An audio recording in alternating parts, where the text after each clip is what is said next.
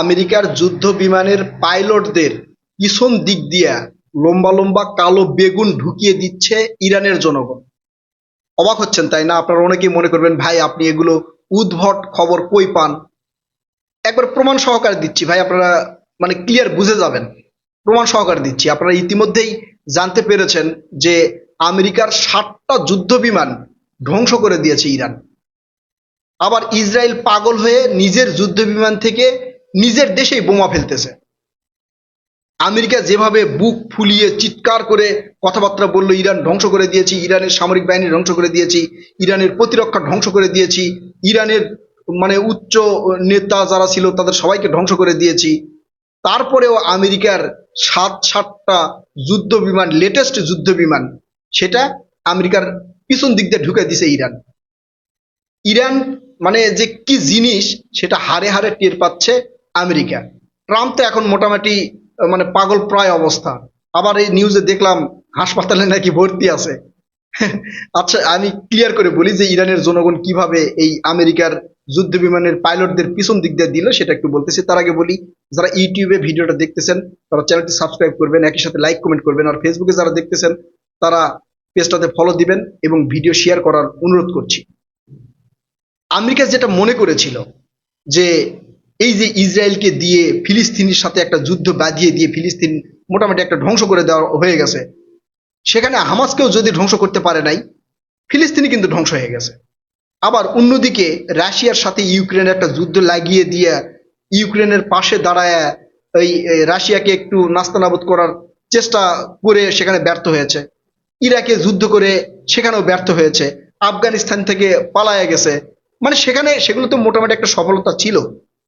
কিছুদিন পর্যন্ত আমেরিকা সেখানে আধিপত্য বিস্তার করতে পেরেছে। ঠিক সেই মানে চিন্তা ভাবনা করেই এই ইরানের সাথে লাগতে গেছে আমেরিকা। আমেরিকা ইসরায়েলকে দিয়ে ইরানের লেজে একটু নাড়াচাড়া দিচ্ছিল।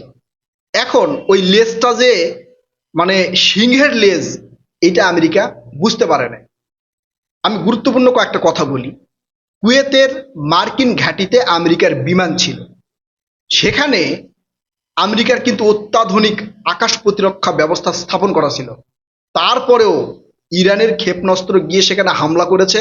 আমেরিকার অত্যাধুনিক এই যে F-35 যেই বিমানের কথা বলা হয়, এই বিমান শব্দের চেয়ে কয়েক গুণ বেশি গতিতে চলে এবং এই বিমানকে শনাক্ত করা পৃথিবীর কোনো রাডার এখন পর্যন্ত স্থাপন হয়েছে বলে আমেরিকা মনে করে না। আমেরিকার রাষ্ট্রপতি এই ডোনাল্ড ট্রাম্প, এরা তো মানে একবার প্রতিনিয়ত বলে যে এই বিশ্বের মধ্যে সবচেয়ে শক্তিশালী দেশ হচ্ছে আমেরিকা, সবচেয়ে সামরিক শক্তিতে প্রভাবশালী দেশ হচ্ছে আমেরিকা, অর্থনৈতিক দিক দিয়েও প্রভাবশালী দেশ হচ্ছে আমেরিকা। মানে আমেরিকা হচ্ছে এক নম্বরে, আর কেউ নাই। ইরানের এত অত্যাধুনিক অস্ত্র নাই, কিন্তু ইরান যে খেলা দেখাচ্ছে সেই খেলায় ট্রাম্পের পিছন দিক দিয়ে ঠেলাঠেলি শুরু হয়ে গেছে। এই যে যুদ্ধ বিমানগুলো ইরানের আকাশে ধ্বংস হয়েছে, সেই যুদ্ধ বিমানের পাইলট সেখান থেকে ছিটকে গেছে। আপনারা জানেন যে বিমানে যদি ক্ষেপণাস্ত্র আঘাত করে তখন পাইলটগুলো তারা বাঁচার চেষ্টা করে প্যারাশুট দিয়ে। সেই পাইলটগুলো ইরানের ভূমিতেই পড়েছে। ইরান ঘোষণা দিয়েছে যদি সেই পাইলটকে কেউ ধরিয়ে দিতে পারে, ইরানের জনগণ কেউ যদি ধরিয়ে দিতে পারে, তাহলে তাকে পুরস্কৃত করা হবে। কয়েক হাজার মার্কিন ডলারের কথা বলা হয়েছে যে তাকে পুরস্কৃত করা হবে। এইটা শোনার পরে আমি মানে ইরানের যেগুলো জনগণ ছিল তারা খোঁজাখুঁজি শুরু করে দিয়েছে। এক মানে এলাকার লোক আরেক এলাকায় ঢুকে যাচ্ছে শুধু ওই পাইলটকে খোঁজার জন্য। এই পাইলটকে খুঁজে যে এই সরকারের হাতে তুলে দিবে এটা আমার মনে হয় না। একবার পিছন দিক দিয়ে বেগুন ঢুকে দিবে। ঠিক আছে, এইদিকে আবার আমেরিকার সৈন্যদের পাঠাচ্ছে তাকে উদ্ধার করার জন্য।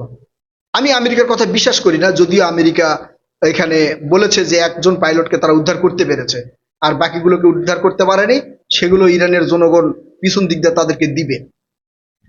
এখন আমেরিকা কি চাচ্ছে? আমেরিকা নিজ উদ্যোগে ইরানের কাছে মানে যুদ্ধবিরতির প্রস্তাব পাঠিয়েছে। এর আগে যুদ্ধবিরতির জন্য বা শান্তি চুক্তির জন্য পাকিস্তান কাজ করেছে। ইরান পাকিস্তানকে ধুয়ে দিয়েছে যে পাকিস্তান আপনি তো চলেন হচ্ছে আমেরিকার মদদে, আপনি আর আমেরিকাতে এক, তাহলে আপনার প্রস্তাব আমরা কেন গ্রহণ করব? করে নাই। সেখান থেকে পাকিস্তান ছটকে গেছে। এরপরে মিশর মিশর ইরানকে এই প্রস্তাব দিয়েছে। ঠিক মিশরকে একই উত্তর দিয়েছে ইরান, যে আপনি আর আমেরিকার মধ্যে পার্থক্য নাই, কারণ আপনাদের শান্তি চুক্তি তো দেখেছি। এই যে হামাসের সাথে ইসরায়েলের যেই শান্তি চুক্তিগুলো দেখছি না, একের পর এক ভঙ্গ করে, দেখেছি। তাই আপনাদের কথাও এখানে চলবে না। মানে একবারে মুখে ওই যে ইয়ামের জুতা মেরে যাওয়ার মতো দিয়ে দিছে ইরান। এই জন্য এই যুদ্ধ বিরতি বা শান্তি চুক্তির কোনো আশা এখন দেখা যাচ্ছে না। ইরানের একটাই কথা, যতদিন পর্যন্ত ইরানের উপর হামলা চলবে ততদিন পর্যন্ত ইরান মোক্ষম জবাব দিতেই থাকবে। ইরানের ভূমিতে যখন এই আমেরিকার যুদ্ধ বিমানগুলো হামলা চালাচ্ছে, এখন থেকে তার বেশিরভাগই আর ফিরে আসতে পারতেছে না। এই ভয়ে মানে আমেরিকার যুদ্ধ বিমান, এত উচ্চ মানের যুদ্ধ বিমান, যাদেরকে বলা হয় যে একবারে ঐশ্বরিক, মানে কোনোভাবে ধ্বংস করা সম্ভব নয়, সেই যুদ্ধ বিমানগুলো ইরানের আকাশ থেকে ফিরে আসতে পারতেছে না। তখন ইসরায়েলের যে যুদ্ধ বিমানের পাইলট, তিনি কি করেছেন, ওই যুদ্ধ বিমান উড্ডয়ন করে কিছুক্ষণ পরে ইসরায়েলের ভূমিতেই মানে মিসাইল ফালানো শুরু করেছে। কারণ ওর মাথার ভিতরে এটা ঢুকে গেছে যে আমেরিকার মতো শক্তিশালী যুদ্ধ বিমান যেখান থেকে ফিরে আসতেছে না, সেখানে আমি যদি যাই তাহলে আমার ফিরে আসার সম্ভাবনা কতটুকু। তাই ইচ্ছা করে নিজের ভূমিতেই মারতেছে, অথবা সে পাগল হয়ে গেছে। ইরানকে যত খাটো মনে করেছিল, যত ছোট মনে করেছিল ট্রাম্প, মাঝে মাঝে হুমকি দিচ্ছে, দেখছেন না, যে হরমুজ প্রণালী 48 ঘন্টার মধ্যে খুলে না দিলে ভয়াবহ পরিণত হবে হচ্ছে এই ইরানের, ভয়ানক পরিণতি বরণ করতে হবে ইরানের। মানে এগুলো লেকচার দিতে দিতে ট্রাম্প এখন ট্রাম্পিং হয়ে গেছে। সেই ট্রাম্পের দাম ফাটায় দিচ্ছে একের পর এক ইরান। এখন ইরানের জনগণ বলছে যে ট্রাম্পকে যদি বলৎকার করার অনুমতি দেওয়া হয়, ইরানের জনগণ ট্রাম্পকে বলৎকার করবে, বলৎকার করার পরে এই যুদ্ধ বিরতি হবে। এখন আমেরিকা সিদ্ধান্ত নেবে যে ট্রাম্পকে ইরানে পাঠাবে কিনা বলৎকার করার জন্য। এটা আমি একটু মানে হাসি মস্করা করেই বললাম, কারণ দেখেন, যেখানে আমেরিকা বলে যে আমাদের যুদ্ধ বিমানগুলো কেউ ধ্বংস করতে পারবে না, আমাদের যুদ্ধ বিমান যেদিক দিয়ে যাবে সেই দিকে যতই মানে আকাশ প্রতিরক্ষা ব্যবস্থা থাক সেগুলো ধ্বংস করে দিয়ে যাবে, ইরান সেগুলো ব্যবহারই করতেছে না। ইরান যে মিসাইলগুলো ব্যবহার করতেছে সেই মিসাইলগুলো হলো মানে ছোটখাটো মিসাইল। সেই মিসাইলগুলো রাস্তায় গিয়ে মানে একটু উপরে উঠে একা একাই ঘোরাফেরা করতে পারে। যুদ্ধ বিমানের কিন্তু একটা সংকেত থাকে, একটা সংকেত হচ্ছে তাপীয় সংকেত, আর একটা হচ্ছে শব্দের সংকেত। এই শব্দের সংকেত এবং তাপীয় সংকেত, এই দুই সংকেত অনুসরণ করে মিসাইলগুলো গিয়ে বিমানে আঘাত হানে। আমেরিকা শব্দের সংকেত বিলীন করে দিয়েছে, মানে শব্দের চেয়ে কয়েক গুণ বেশি গতিতে চলে। এই জন্য শব্দের যেই মানে সংকেত, এই সংকেতটা মিসাইল শনাক্ত করতে পারে না। কিন্তু তাপীয় যে সংকেত, সেই সংকেতটা ইরান শনাক্ত করতে সম্ভব হয়েছে। আমেরিকার মানে বিলিয়ন ডলারের যুদ্ধ বিমান ইরানের মানে কয়েক হাজার টাকা খরচ করে তৈরি করা ড্রোন যা ধ্বংস করে দিচ্ছে। এরপরে আমেরিকা পাগল হয়ে গেছে, পাগল হয়ে গিয়ে এখন তাদের যেই পাইলটগুলো আছে এই পাইলটকে উদ্ধার করার চেষ্টা করতেছে। ইরানের পুলিশের গুলিতে আমেরিকার যুদ্ধ বিমান ধ্বংস হয়েছে, চিন্তা করেন। আর সেই জায়গায় আমেরিকা এতদিন ফুলিয়ে ফাঁপিয়ে বেড়াইছে যে আমাদের চেয়ে আর শক্তিশালী কেউ নাই। মানে আমেরিকা যে এখন কত নিচে নামে গেছে, এখন আমেরিকা সেটাই বুঝতে পারতেছে।